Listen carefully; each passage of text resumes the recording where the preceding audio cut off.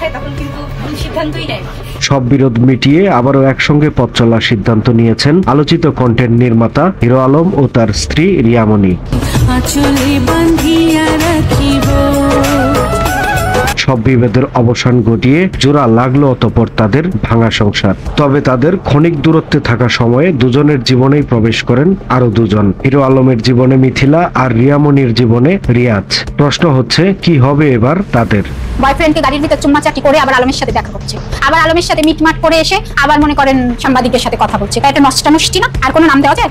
মঙ্গলবার সুপ্রিম কোর্টের আইনজীবী আতিকুর রহমান খানের মধ্যস্থতায় তাদের আপোষনামা করে দেন। এ নিয়ে হিরো আলম ও রিয়ামণি ফেসবুক আইডিতে ভিডিও পোস্ট করেন। দুই পক্ষের বিরুদ্ধে মামলা মোকদ্দমা করেছে। হিরো আলম আমার পাশে আছে, আমাদের নায়ক। সুষ্ঠু সমাধানের লক্ষ্যে আমরা দুই পক্ষকে ডেকে আপোষ মীমাংসা করিয়েছি। এদিকে হিরো আলম চান রিয়ামণির জীবনে যে ভুল করছে আমি চাবো যে তুমি স্ত্রী হিসেবে একটা স্বামীর এরকম দায়িত্ব এবং স্বামীর কথা মতো চলা, যে বারবার তোমার উপর আমার অভিযোগ দিলে তুমি আমার কিছু কথা শোনো না। রিয়ামণিও চান ভালো কিছু, তাদের মধ্যে তৃতীয় জন হিসেবে আর কখনোই কেউ না আসুক। আমাদের মধ্যে যেন কোনো তৃতীয় ব্যক্তি আর এন্ট্রি না নিতে। এদিকে সামাজিক যোগাযোগ মাধ্যমে রিয়ামণির এক পোস্ট ঘিরে মন্তব্যের বন্যা বইছে। নতুন করে জীবন শুরু করার জন্য অনেকেই তাদের শুভকামনা জানিয়েছেন, তবে অনেকেই আবার কটাক্ষ করতেও ছাড়েননি। প্রশ্ন তুলেছেন, নতুন নাটক শুরু হচ্ছে না তো? এই হিরো আলম, তোর কি প্রয়োজন ছিল? তুই যে এই নষ্টি ছাড়া থাকতে পারবি না, সেটা তো তোকে আমি বগুড়ার বাড়ি বসে বলেছিলাম।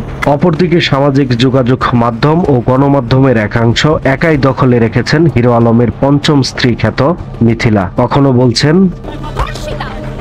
আবার কখনো কারণ কি, সে তো আমার সাথে মহানগরে বাসা নিয়েছিল, তার বাড়িতে আমি সংসার করেছি, তাহলে কি বিয়ের প্রলোভনে ধর্ষণ না এটা? মিথিলার এসব কাণ্ড নিয়েও চলছে সামাজিক যোগাযোগ মাধ্যমে ব্যাপক তোলপাড়। আমরা আশা করি আগামী দিনে স্বামী স্ত্রী রূপে তারা খুব আইডিয়াল হাজবেন্ড ওয়াইফ হিসেবে তারা তাদের দাম্পত্য জীবন পরিচালনা করবে, তাদের কাজকর্ম করবে। ধন্যবাদ।